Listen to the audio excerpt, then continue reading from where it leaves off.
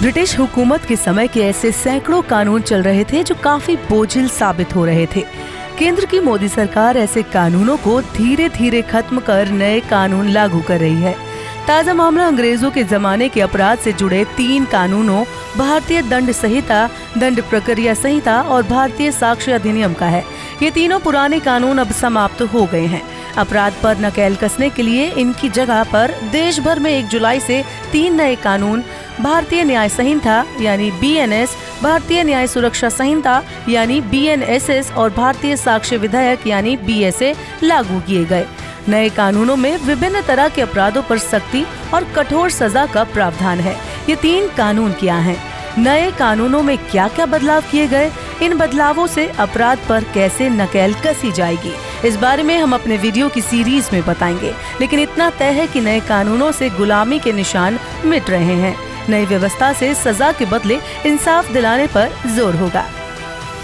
दरअसल वक्त के साथ तकनीक भी बदली है, सामाजिक माहौल भी बदला है और अपराध की घटनाओं की प्रवृत्ति में भी बदलाव आया है।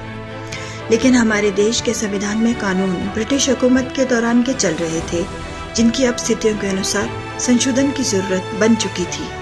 जिन 3 कानूनों में परिवर्तन किया गया है हाल ही में, उनके नतीजे तब पता चलेंगे जब वो धीरे धीरे धरातल पर दिखने लगेंगे और तब पता चलेगा कि ये बदलाव आखिर हुआ क्या है। वास्तव में ये तीनों कानून प्रशासन और न्यायपालिका की जवाबदेही तय करेंगे, जो पहले मजबूती से नहीं हुआ करता था। जैसे अब पुलिस की जवाबदेही तय होगी, हर प्रक्रिया के लिए समय सीमा निर्धारित हो चुकी है, अपराधों को सख्ती से निपटा जाएगा, इसके लिए पूरा फ्रेम तैयार हो चुका है। अब जनता को पुलिस के चक्कर नहीं लगाने होंगे। ईमेल, व्हाट्सएप और डिजिटल पैमानों को भी अब साक्ष्य माना जाएगा।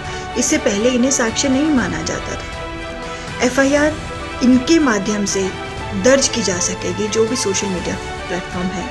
मजिस्ट्रेट को 60 दिनों के भीतर, 60 डेज के भीतर आरोप तय करने होंगे।